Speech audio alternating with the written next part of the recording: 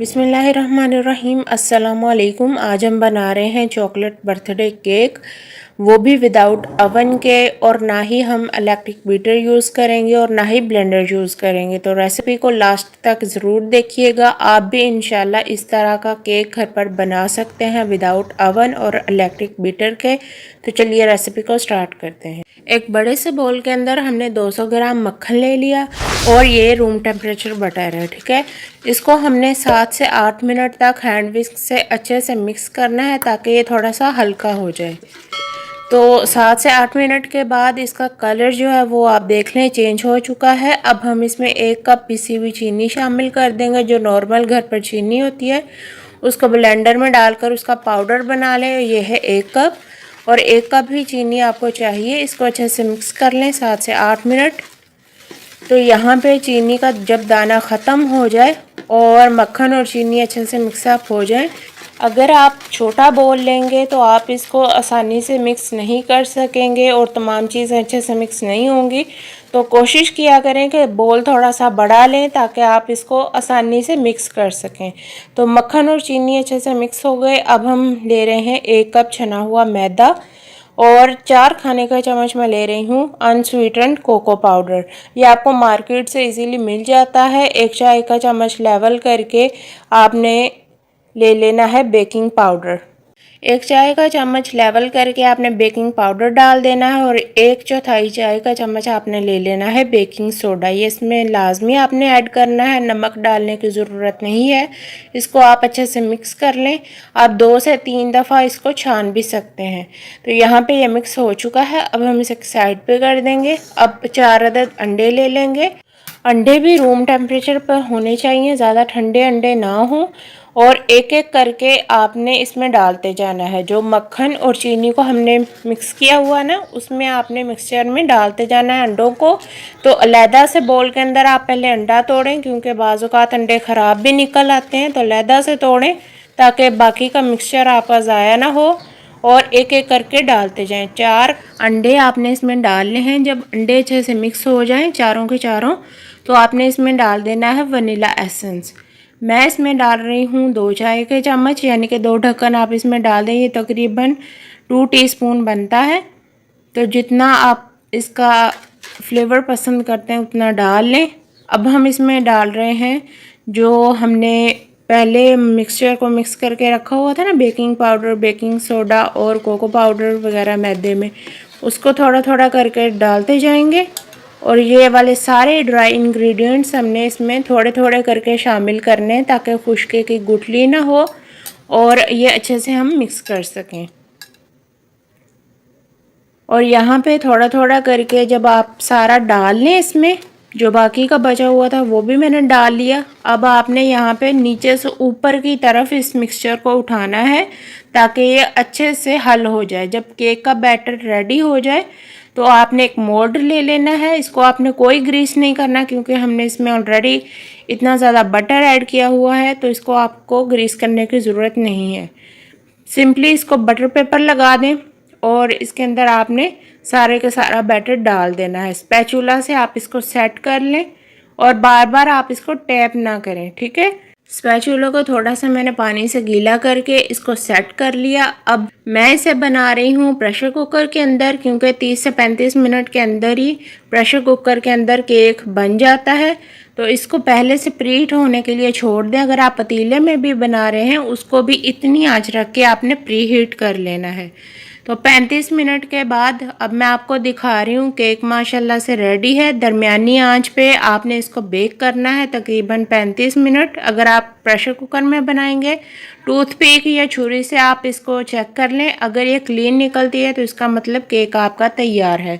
अब हम इसको ऐसे ही छोड़ देंगे ताकि ये अच्छे से ठंडा हो जाए और उसके बाद इसके स्लाइसेस करेंगे। अब मैं ले रही हूँ व्हिपिंग क्रीम। ये तकरीबन 1.5 कप है। जो नॉर्मल केक के ऊपर क्रीम लगाई जाती है ना, ये वही वाली क्रीम है, टेट्रा पैक क्रीम नहीं है। व्हिपिंग क्रीम आपको बाज़ार से इजीली मिल जाती है। 10 मिनट तक आपने इसको बीट करना है हैंड विस्क से, और उसके बाद आपने इसको फ्रिज में रख देना है तकरीबन 10 से 12 मिनट के लिए, ताकि ये थोड़ी सी गाढ़ी हो जाए। तो जब ये इस कंडीशन में आ जाए आपने इसको फ्रिज में उठा कर रख देना है। अब मैं ले रही हूँ चॉकलेट और इसको आपने छोटे छोटे पीसीज में पहले काट लेना है और उसके बाद आप इसको मेल्ट कर लें। एक बड़े से बर्तन के अंदर पानी लें, उसको चूल्हे के ऊपर रखें और ऊपर ये वाला बोल रख दें। ठीक है, जब ये हल्की सी सॉफ्ट हो जाए तो आपने इसमें पानी डाल देना है 4 से 5 खाने के चम्मच, क्योंकि इसमें कोकोनट ऑयल डला हुआ होता है तो ये थोड़ी सी हार्ड हो जाती है। तो इसको मैंने हल्का सा पतला किया है ताकि क्रीम के अंदर इसके दाने ना बने और ये अच्छे से मिक्स हो सके, क्योंकि क्रीम ठंडी है तो ये दोबारा से इसकी गुठलियाँ बन जाएंगी। ठीक है, तो इस वजह से मैंने इसमें पानी शामिल किया है। अगर आप अच्छे तरीके से मेल्ट कर लेते हैं चॉकलेट को तो फिर आपको पानी डालने की ज़रूरत नहीं है। सिर्फ 2 से 3 खाने के चम्मच ही चॉकलेट हमने बचानी है, बाकी सारी की सारी हमने इस क्रीम के अंदर ऐड कर देनी है। अगर आप डार्क कलर पसंद करते हैं क्रीम का तो आपने उतनी ही चॉकलेट इसमें ज़्यादा ऐड कर देनी है। क्रीम हमारी तैयार है, अब हम इसे फ्रिज में रख देंगे और बाकी की जो बची हुई चॉकलेट है इसका क्या करना है वो मैं आपको बाद में बताती हूँ। और यहाँ पे केक के ऊपर से हमने बटर पेपर को हटा देना है और ये ऊपर जो टॉम सा बना हुआ है इसको आप छुरी से बराबर काट लें और केक को आपने साइडों से जो है किनारों से थोड़ा सा कट कर लेना है ताकि आप आसानी से 2 हिस्सों में इसको लेवल करके काट सकें।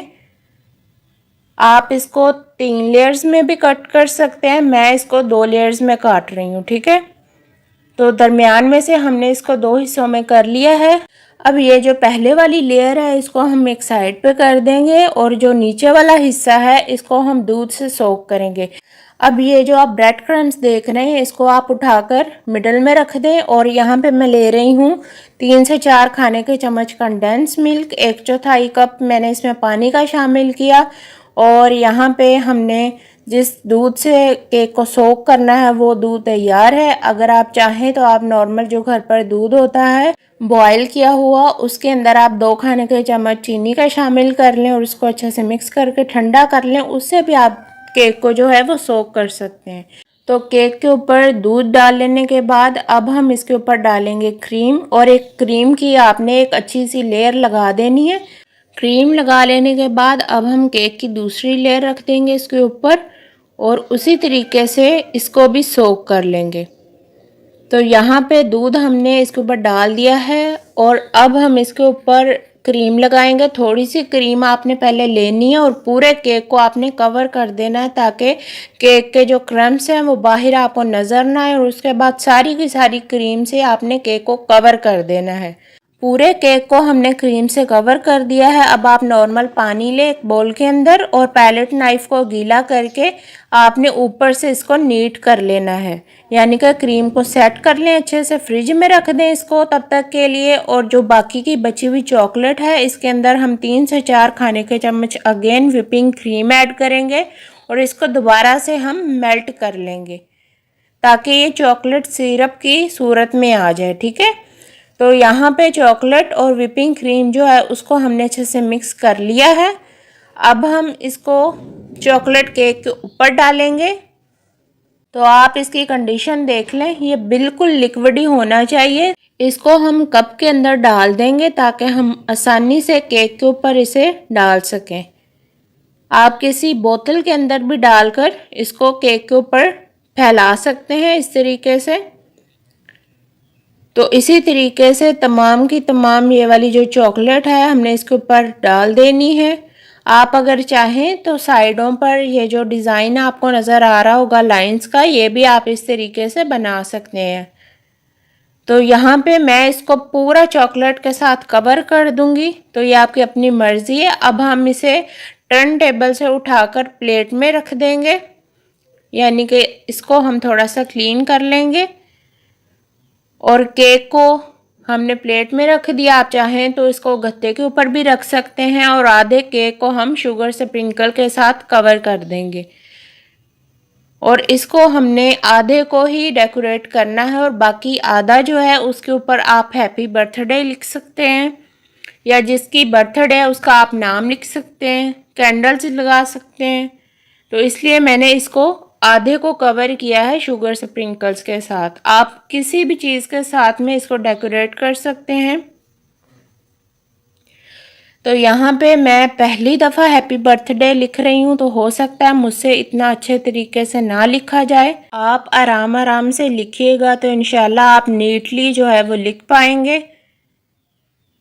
तो यहाँ पे हैप्पी मैं लिख चुकी हूँ, नीचे हम लिख देंगे बर्थडे, या साइड पे अगर जगह है तो वहाँ पे भी आप लिख सकते हैं। तो इंशाल्लाह केक काफ़ी बड़ा है तो हम नीचे भी लिख सकते हैं हैप्पी बर्थडे। मैंने आपको बर्थडे केक की आसान सी रेसिपी बतानी थी, सिखानी थी, इसलिए मैंने ये वाला केक बना लिया। और अगर आप यही वाला केक वनीला स्पंज के साथ बनाएंगे और इसके ऊपर आप अकेली वाइट क्रीम डालेंगे तो फिर उसको आपको इलेक्ट्रिक बीटर से ही बीट करना पड़ेगा, क्योंकि इसके अंदर हमने चॉकलेट ऐड कर दी, इसलिए क्रीम जो है वो हार्ड हो गई।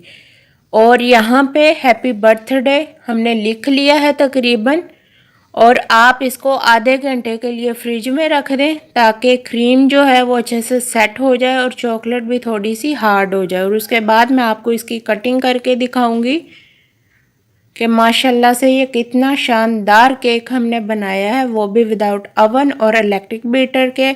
अब आपको इलेक्ट्रिक बीटर की भी ज़रूरत नहीं है, आसानी से आप इसको घर पर बना सकते हैं। किसी की बर्थडे है तो आप जल्दी से इस केक को बना सकते हैं। अब मैं आपको इसको कट करके भी दिखाऊंगी। तो ये आप देख लें माशाल्लाह से कितना सॉफ्ट है, और क्रीम का जो टेक्सचर है वो भी आप देख लें कि कैसा है।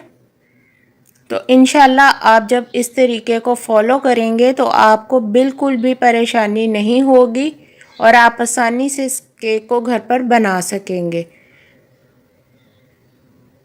माशाल्लाह से तैयार है हैप्पी बर्थडे वाला केक।